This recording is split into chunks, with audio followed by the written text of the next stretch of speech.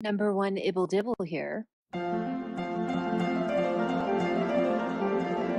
Hello, friends. Today, by popular demand, I'm commenting on Meghan's Instagram strategy. First, to state the obvious, as a non-social media using Duchess, for Meghan to sell anything on Insta, anything whatsoever, whether the product or service aligns with currently popular virtue signals or not, will be literally déclassé. Why you're on Insta obviously changes how you're on Insta. When you don't have to be there, you're trying to balance valuable info and digestible info to maximize engagement for a good cause or in a like-minded community. When you have to be there to make a living, you try to balance profitability and exclusivity and usually end up promoting stuff for cash that you wouldn't otherwise discuss. I think H&M will inevitably fall into the latter category. Instagram SponCon, it has sponsored content, can and has been done subtly enough by aristos before. Like, I think Beatrice Borromeo promotes her work and brands in a pretty forgivable, relatable, and straightforward way. Kitty Spencer, in my opinion, takes it a bit too far. Her feeds look like a Dolce catalog, but it is all really beautifully done, and she really looks like a model. No one thinks of them as thirsty. The thing is, Meghan's already been passed on by the likes of Dior, Dolce, etc. I believe it's because she's divisive and negative, which I actually have no problem with, but it doesn't sell silk chiffon dresses. And it's harder to maintain a high society image if heritage brands won't work with you. I think she's realized she's not going to get the big old Euro houses on board, so she's pivoted to boutique level clothing and fair mind jewelry instead, and her strategy is going to be ethically produced fill in the blank. I think she's been warming us up to this idea for the last maybe month or so. This is certainly a market, not a really big one, but this is the trend among a lot of LA rich girls. Nikki Hilton and Amanda Hurst have a shop that sells only stuff that's ethically produced in one way or another, like locally produced, organically produced, ethnic minority produced, I don't know. I believe it's the trend in London as well. When I saw Kate wearing a couple dresses I really liked, attributed to Beulah London, I thought I would check it out, and their motto is fighting slavery through fashion. That absolutely makes me want to buy from them rather than someone else. That said, we all know there is no such thing as perfect charity. There is no ethical consumption under capitalism. This is a briar patch Meghan's gotten tangled up in again and again. I think given her low self-awareness, middling intelligence, very recent history of very conspicuous overconsumption, and lack of discernible, directional, personal style, because let's not forget the big brands micromanage their image while the little guys let influencers fend for themselves, she'll find herself caught in the bramble yet again. It works for Nikki and Amanda because no one's checking for them like that. They never went on worldwide privacy tours. They stuck to the usual highbrow legacy print only promotion. They never tried to pretend that they were the biggest philanthropists in the world and that was any part of their business model. They treat it more like a hobby that pays for itself and redistributes a little bit of cash to the right kind of people, plus a bit for them for holding the whole thing together, not a cultural event to suck a fortune from, virtue signaling all the while. As a consequence, if you look, Nikki and Amanda, together and separately, have had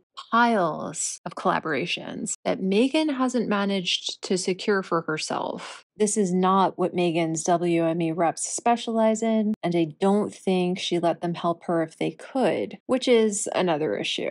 Assuming she's already resigned herself to lowbrow marketing, and I do believe she has. I think in her narcissism, she's overly motivated by greed and believes she can mask or balance out the lowbrow stuff with things that will really impress us. Let's talk turkey, as we Americans say. She's using the float and deny strategy again. Have you noticed all the headlines name her price at $1 million per post? That's not a coincidence. That's what she wants. I think she's been doing market research through her reps, but also through her new fake Instagram famous friends who are doubtless trying to impress her by telling her they earn more than they do, and flatter her by telling her she can earn more than they do. And she, in turn, takes those numbers, triples them, and then she'll give any brands who get in touch a fake discount and pretend she thinks they're special. Because that's Meghan pretending she really likes people, and their meeting is so serendipitous. $1 million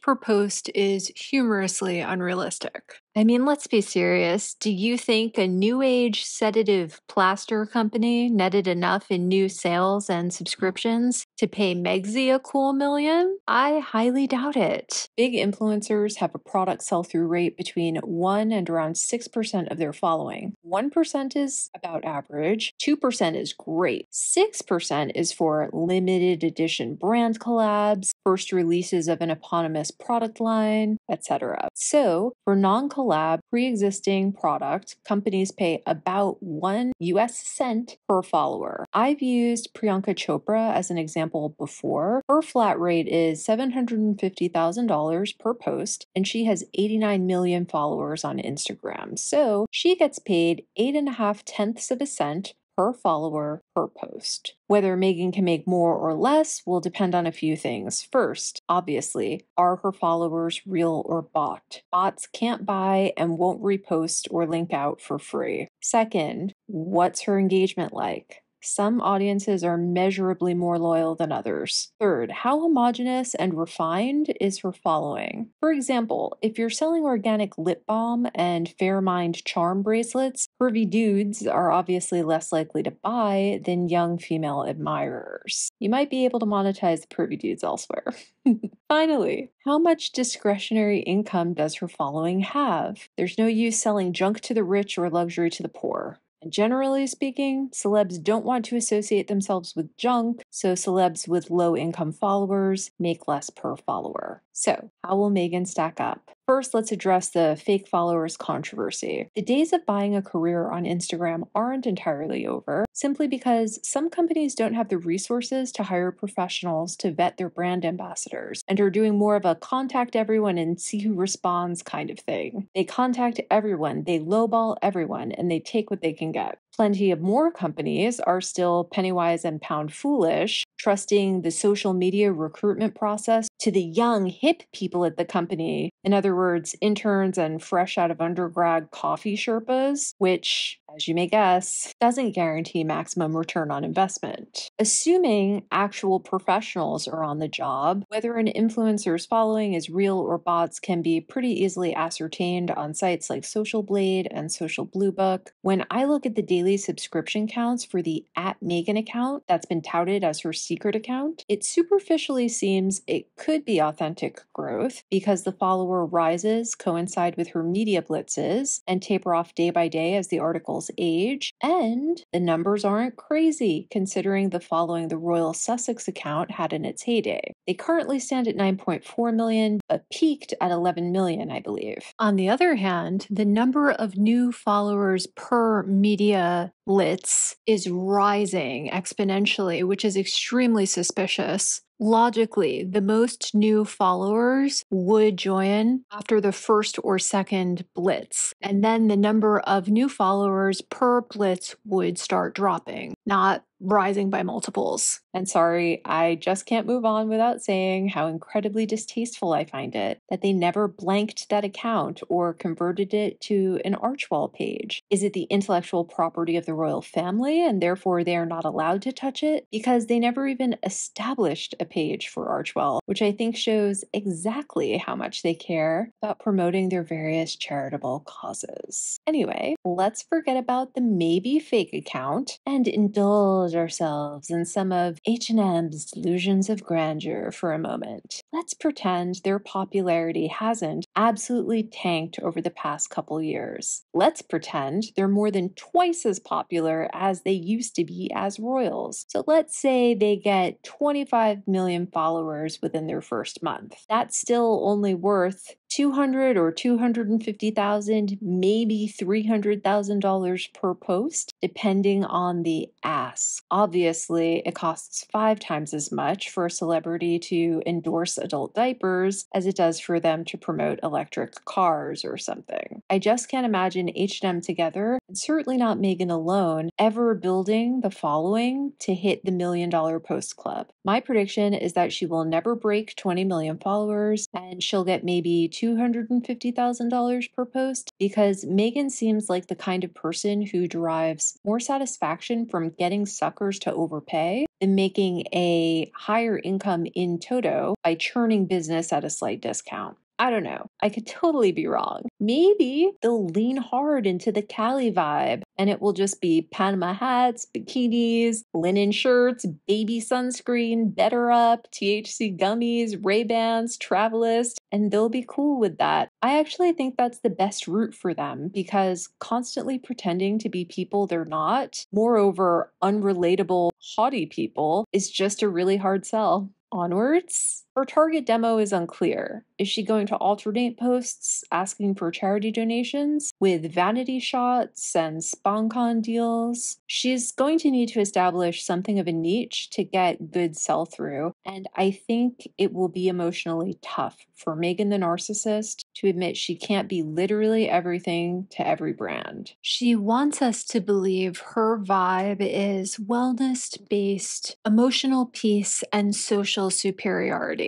In reality, her vibe is arrogant, ignorant, and messy. So I have trouble believing her vibe will pull her tribe. She'll need marketing people to figure that out for her. And if she can't trust a stylist on a photo shoot, I don't see how she'll be able to trust a brand builder for her socials. I think it will be a mess, and I think whatever real followers she does have will remain low engagement, low click-through, low sell-through. If cleanliness is next to godliness, messiness is next to laziness, or at the very best, a temporary but acute inability to cope. A lot of people have mentioned that none of these other problems other influencers face will be as damaging to her as her Achilles heel, laziness. And it's true, these other Instagram influencers hustle. I don't think Meghan understands that the minimum acceptable aesthetic standard has become a whole lot higher since she quit the game 7 years ago. Just look at this picture. This is a picture she should have never agreed to be part of. It's so extremely and unrealistically filtered, it looks fuzzy. You can't see where they are or what they're eating, probably due to Meghan's paranoid security delusions, and their clothes and makeup are completely boring. Yet we read in all of the tabloids exactly who designed her boring necklace we can barely see, where to get it, and the price.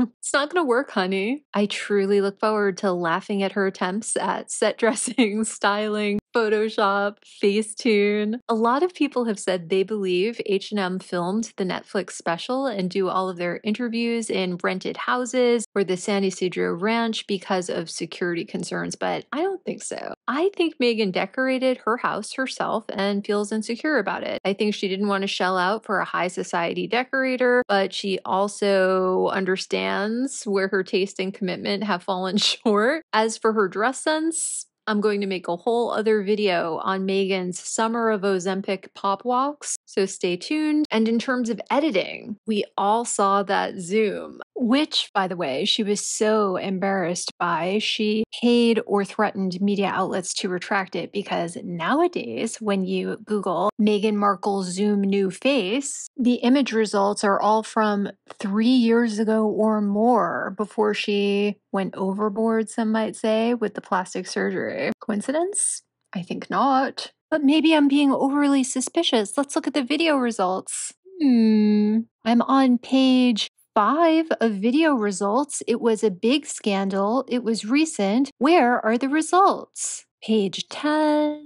Ooh, look, we finally got a hit. Page 18 of Google results. Can we agree that she clearly paid for this to be buried? I think it would be so fun if Meghan has the same employee turnover among her photoshoppers as she does the rest of the people who work for her. We'll get to see Meghan go through 100 fake faces trying to find one she likes, and then the guy will quit and she'll have to do it again. So funny. Also, this is dark, but we should start a pool to bet on how many days she lasts before she exploits her children on the gram. She's been pretending she values their privacy and giving them a normal childhood, blah, blah, whatever. I think the moment a baby sunscreen company dangles $1 million check in front of her to slather up diapered royal redheads in a reel, she'll do it. Narcissists have no problems exploiting their children. If Harry has a problem with it, she'll send him to the ayahuasca retreat and pay them to ask him about his mother. Needless to say, I don't believe she's going to become any kind of tastemaker or authority, not even for the pretty tolerant yummy mummy crowd. I'm going to leave you on a bit of a cliffhanger today. Please join me tomorrow to find out what I relish the most about Meghan's new Instagram account, and tell me what you're expecting in the comments below. Are you dreading even more H&M media saturation? Or can you not wait to laugh at her seething through her clenched veneers as she pretends to enjoy the most down market products and services? Let me know in the comments below. Toodles! Don't forget to like, share, and subscribe.